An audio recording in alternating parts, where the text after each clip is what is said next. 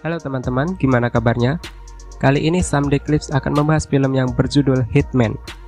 Film ini terinspirasi oleh sebuah permainan dari video game yang berjudul sama, yaitu Hitman atau pembunuh. Dan film ini dirilis pada tahun 2007 yang menceritakan tentang seorang pembunuh bayaran profesional yang dikenal dengan panggilan Agen 47. Agen 47 adalah hasil dari pelatihan dan pendidikan keras yang disertai dengan disiplin yang bertugas untuk membunuh. Dan sebagai penandanya, para murid yang turut pelatihan itu diberi tato barcode di belakang kepalanya yang hanya tertulis angka tanpa nama. Agen 47 menjadi cetakan yang selalu berhasil menjalankan tugasnya. Kemudian ia dipekerjakan oleh sebuah kelompok yang bernama The Organization yang memberinya tugas untuk membunuh Presiden Rusia Mikhail Belikov. Namun ternyata tugas itu gagal dilaksanakan oleh Agen 47. Bagaimana nasib Agen 47 selanjutnya? Oke, langsung saja kita menuju alur ceritanya.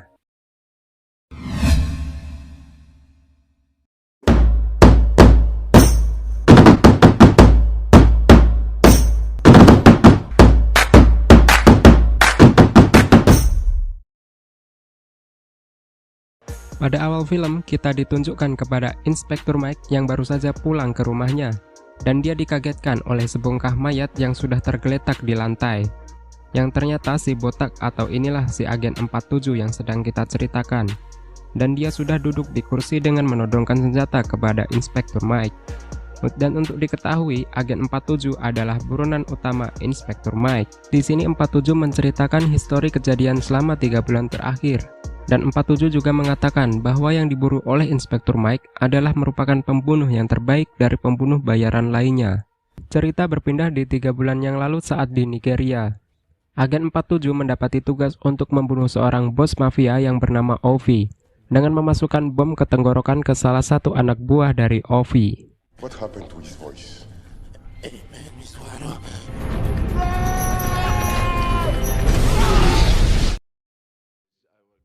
Dan setelah kejadian itu, Inspektur Mike pun segera menuju ke kantor kepolisian Nigeria untuk mencari informasi bahwa kejadian yang terjadi dengan Ovi adalah ulah dari seorang pembunuh profesional yang sedang dia kejar selama 3 tahun belakangan. Dan Inspektur Mike juga memberitahukan kepada polisi Nigeria bahwa 47 tidak pernah sekalipun gagal dalam menjalankan misi membunuhnya. Dan scene berganti ke Agen 47. Setelah menyelesaikan misinya di Nigeria, dia langsung dihubungi oleh admin atau CS dari The Organization yang bernama Diana. Dan dia diberi misi selanjutnya, yaitu membunuh Presiden Rusia yang bernama Mikhail Belikov.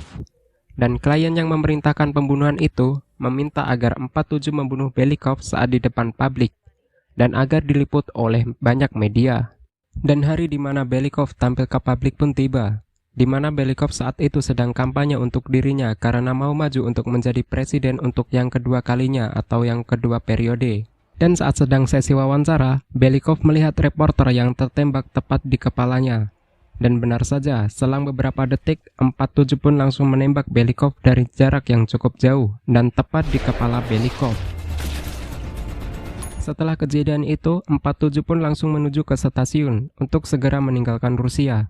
Dan saat di stasiun, 47 diminta untuk menghubungi admin Diana. Dan 47 mendapati berita bahwa 47 gagal dalam misinya untuk membunuh Belikov.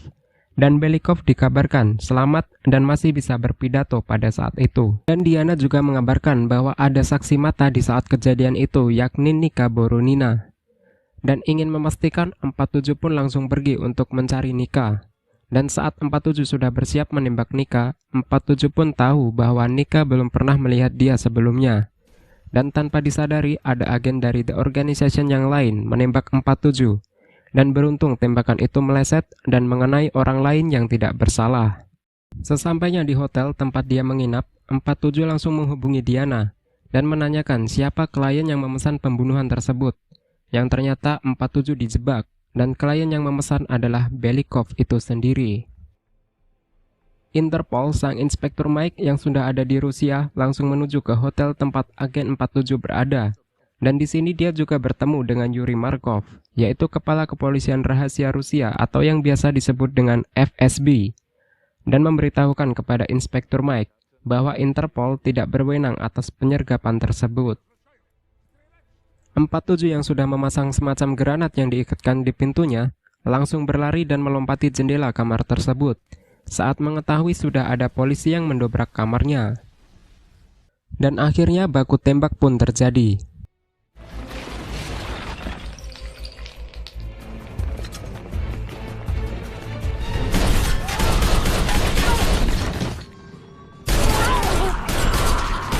Di sini diperlihatkan Inspektur Mike untuk pertama kalinya bertatapan muka langsung dengan 47.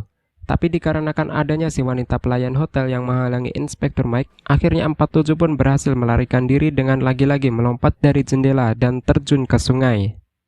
Setelah berhasil melarikan diri, 47 langsung menuju ke tempat Nika untuk mencari petunjuk tentang Belikov. Dan Nika pun akhirnya dibawa 47 untuk dimintai keterangan tentang yang terjadi kepada Belikov. Dan Nika akhirnya mengatakan kalau Belikov sebenarnya punya kembaran dan yang mati dibunuh oleh 47 adalah kembarannya. Adegan berpindah ke sebuah stasiun yang dimana 47 memancing agar orang yang mau menembak dia yang sebelumnya, yang ternyata juga agen dari The Organization keluar. Dan mau menemuinya dan tentu saja tujuan dari 47 adalah untuk membunuhnya. Di sini kita diperlihatkan perkelahian antara 47 dengan agen The Organization yang lainnya di sebuah kereta kosong.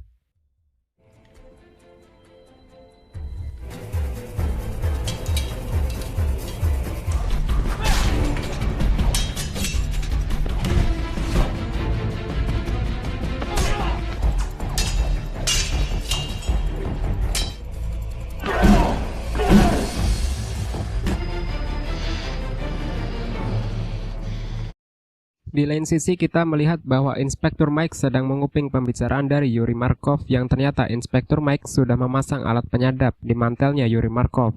Dan tak disangka yang sedang berbicara di telepon dengan Yuri adalah Belikov. Di sini bisa kita ketahui permainan kotor Belikov untuk bisa maju 2 periode untuk menjadi presiden. Dan adegan berpindah ke Moskow. Di sini agen 47 menyuruh Nika untuk bertemu dengan agen CIA bernama Smith. Dan agen 47 juga membuat persetujuan kepada Smith apabila 47 bisa membunuh Audrey Belikov, yaitu adik dari Mikhail Belikov, maka keamanan 47 membunuh Mikhail Belikov bisa dijamin oleh CIA. Saat melaksanakan pertemuan dengan Audrey Belikov, agen 47 menyamar sebagai Price, yaitu orang yang sudah membuat perjanjian dengan Audrey untuk membeli senjatanya. Di sini Audrey Belikov awalnya tidak tahu bahwa 47 bukanlah Price yang sebenarnya. Dan setelah dikasih tahu oleh salah satu anak buahnya, Audrey pun langsung menembak 47 dan sayangnya tembakannya meleset. A favorite of the KGB, particularly... Dan terjadilah baku tembak di ruangan Audrey Belikov.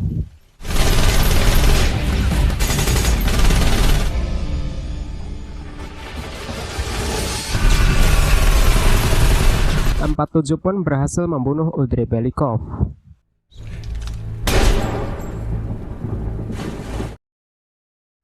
Dengan terbunuhnya Audrey Belikov, maka otomatis saat pemakaman Audrey nanti akan dihadiri juga oleh kakaknya yaitu Mikhail Belikov.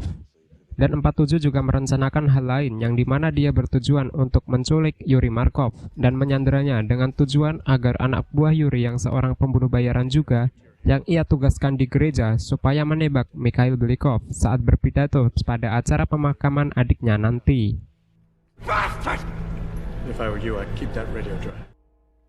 Scene berganti di sebuah gereja. Di sini tampak Mikhail Belikov datang dengan penjagaan ketat dan juga Inspektur Mike juga tampak berada di situ.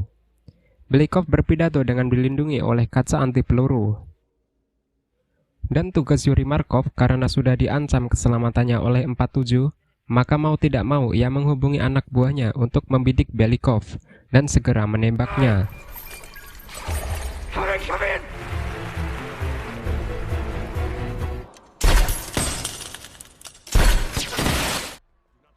Namun usaha anak buahnya pun gagal karena peluru yang ditembakkan tidak bisa menembus kaca tersebut. Dan Mikhail Belikov langsung diamankan oleh kawalan pas pampres tentunya.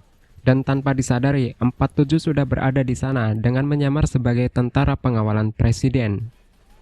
Dan Belikov pun langsung dibawa ke ruang Uskup Agung. Setelah sampai di ruangan itu, lagi-lagi ada si botak yang sudah menunggunya di sana dengan niat membunuhnya. Tetapi kita tahu sendiri, di pertarungan ini kalau 47 pasti menang lagi.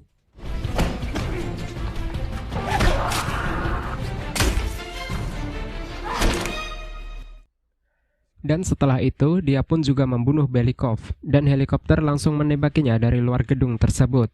Beruntungnya 47 masih bisa selamat, dan dengan santainya, 47 duduk di kursi dengan menunggu kehadiran Inspektur Mike agar menangkapnya.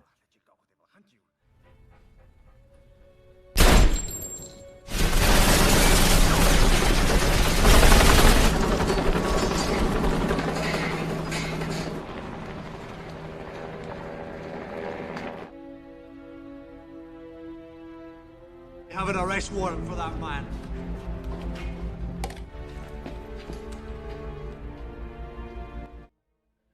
Mengira bahwa Inspektur Mike sudah berhasil menangkapnya, dalam perjalanan menuju ke bandara, ada sekelompok mobil yang dimana itu adalah agen dari CIA yaitu Smith, yang mencegat dari mobil dari Inspektur Mike, yang dimana sebenarnya Smith bertujuan untuk mengalihkan perhatian Inspektur Mike, dan akhirnya 47 lolos lagi. We have reason to believe you're involved. My mistake. Di sini kita ketahui bahwa agen Smith dengan 47 sebelumnya sudah membuat perjanjian bahwa CIA menjamin kebebasan dari 47. Dan adegan kembali ke rumah Inspektur Mike. 47 meminta agar Inspektur Mike memberi keterangan palsu kepada atasannya bahwa 47 sudah berhasil dibunuh olehnya dengan bukti mayat dari 47 yang palsu. Dan kasus pun ditutup. Next to your bed. Don't forget it when you call your Mike. Di akhir film, kita diperlihatkan bahwa Nika mendapati surat yang berupa hadiah yang Nika tahu bahwa itu pasti dari 47. Dan 47 pun terus mengawasi Nika meskipun dari kejauhan. Dan film pun berakhir. Oke teman-teman, sekian alur cerita dari film Hitman Agent 47. Semoga kalian sehat selalu, dan sampai jumpa di video selanjutnya.